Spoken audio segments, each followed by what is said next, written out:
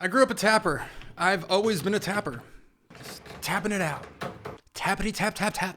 I just couldn't really sit still. I wasn't like a sit still kind of kid, you know? And I was really annoying with a water bottle at public events. I have also always enjoyed finger dancing and prancing. These skills, believe it or not, are the foundations for the ancient art of finger drumming.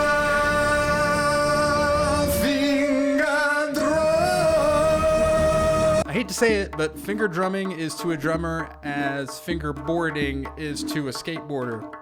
If you start finger drumming, you will probably lose the respect of all of your drummer friends. You also kind of look like an idiot while you're doing it.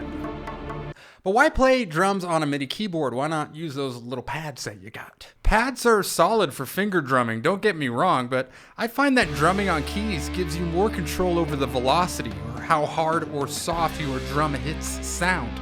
This is crucial if you want to at least almost sound like a real drummer. Also, they have a little bounce to them, which is nice. And you can organize these on your keys however you like, but I'm gonna go with the default way that most of these drum plugins are mapped, which puts the kick and the snare starting on a low C and D on your keyboard on the left-hand side, with the hat and toms on the black and white keys respectively to the right of that. Once you're familiar with the setup, you can literally be tapping out something anywhere and simply transfer your fingers to the keyboard.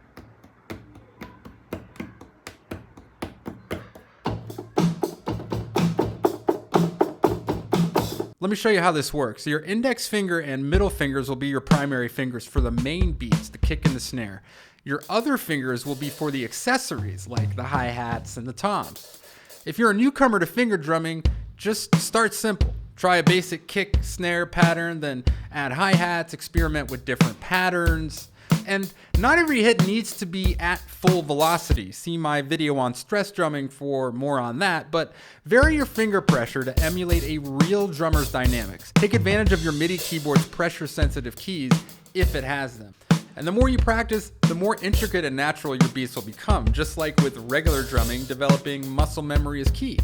Finger drumming is seen by literally everyone as a lesser form of drumming. But if you understand its essence, it's a world of rhythmic possibilities right at your fingertips. So the next time you find yourself tapping away at a table or on your leg, just remember, you're not fidgeting. I'm not? You're practicing an ancient art.